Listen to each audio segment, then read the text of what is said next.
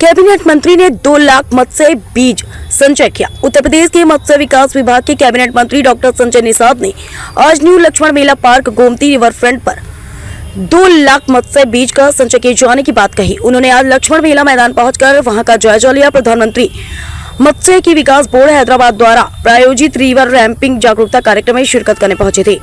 UP के cabinet मंत्री संजय निषाद उन्होंने क्या कहा सुनवाते हैं। लखनऊ से इकबाल अहमद, समाचार 24। लगभग हर जिलों में 2 लाख 1.5 लाख जैसा जिला है उस तरह की मछलियों को हम लोग डाल रहे हैं।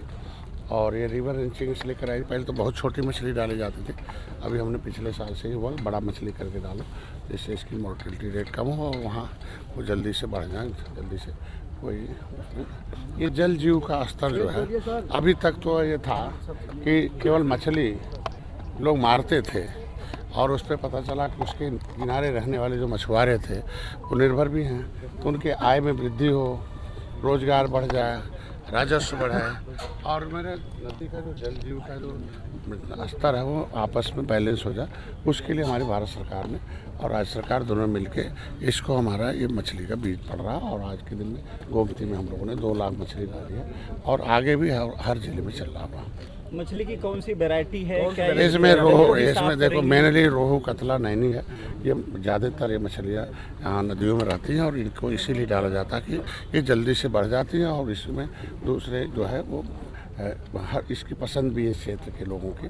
रोहू, कतला, नैनी जो है ये ज़्यादातर इसी की पसंद है, इसी डाले साफ करने में सहायक और निश्चित रूप से। और हम पहले हमारा नदी नाले ताल सब हरे भरे थे तो ये देश हरा भरा था। फिर से हमारे प्रधानमंत्री जी ने इसीलिए कृषि और जल पर आधारित जितनी भी परियोजनाएं हैं, जितने भी कृषि पर आधारित हमारे ट्रेडिशनल सिस्टम उसे फिर से विकसित करने का काम किया है। इसीलिए इसको डाला जा रहा है कि मछली बढ़ेंगे, ये पानी भी साफ होगा और आज के दिन में उसमें जब हम जाएंगे तो लोग इसमें देखिए मछली से बहुत ढेर सारे फायदे, ओमेगा 3 है, प्रोटीन युक्त भोजन है, इसमें रोज़गार है, कम पैसे में रोज़गार है और हमारे जो नदियों का जो प्रदूषण है वो भी कम हो जाएगा धीरे धीरे। सर, डालने से पहले डाली जा रही हैं, कितने % चांस है इनके सर्वाइव करने के? बड़ी मछलियाँ और देखो पहले तो 30% मॉर्टेलिटी होती थी, अभी हम लोगों ने उसे घटा के लगभग 5 से 10% कर दिया और ये लगभग ये बढ़ती रहेंगी। चूँकि इसमें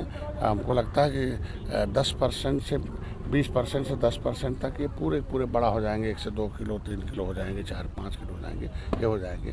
और इसीलिए डाले जा रहे हैं कि जो बड़ी मछलियाँ होंगी तो फिर उसे ब्रीडिंग करेंगे, उसमें भी उनका साइकिल चलता रहेगा।